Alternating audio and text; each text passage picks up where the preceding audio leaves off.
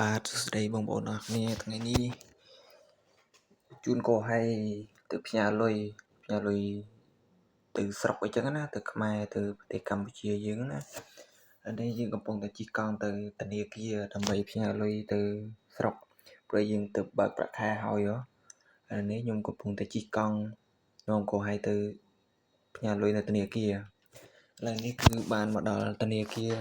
ដែលកន្លែងយើងផ្ញើហើយឥឡូវនេះកំពុងតែបង្រៀនឬក៏ប្រាប់ពីរបៀប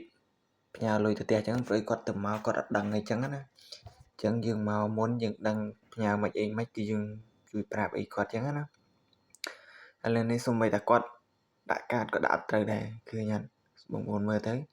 គឺដាក់ខុសរហូតអញ្ចឹងបានខ្ញុំប្រាប់តាមក្រោយថាឲ្យដាក់ចេះអញ្ចឹងណាឥឡូវបានដាក់ចូលហើយឥឡូវនេះគឺគាត់កំពុងតែចុចខ្ញុំបរៀនឲ្យចុចរៀនចុចខ្លួនឯងបើខ្ញុំទៅចុចឲ្យគឺគាត់អត់ចេះទេអញ្ចឹងគឺខ្ញុំទៅចុចឲ្យគាត់រៀនចុចអីចឹងណាឥឡូវនេះគឺគាត់រៀនចុចគឺក៏អត់ចេះដែរ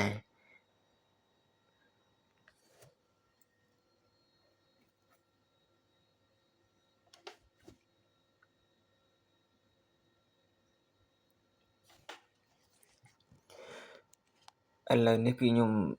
ប្រាប់គាត់ពីក្រោយទៀតឲ្យចុចអានេះចឹងណាឲ្យចុចតាមខ្ញុំអញ្ចឹងថ្ងៃក្រោយគឺគាត់ដល់ពេលគាត់មកផ្ញើលើកក្រោយពេលខ្ញុំរវល់ខ្ញុំអត់បានមកអញ្ចឹងគាត់នឹង